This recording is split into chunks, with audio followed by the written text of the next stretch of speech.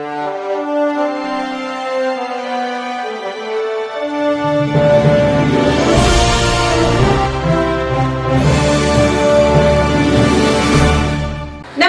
मी Shweta Pawar. City TV लाईव्हच्या बातमीपत्रात आपलं स्वागत आहे.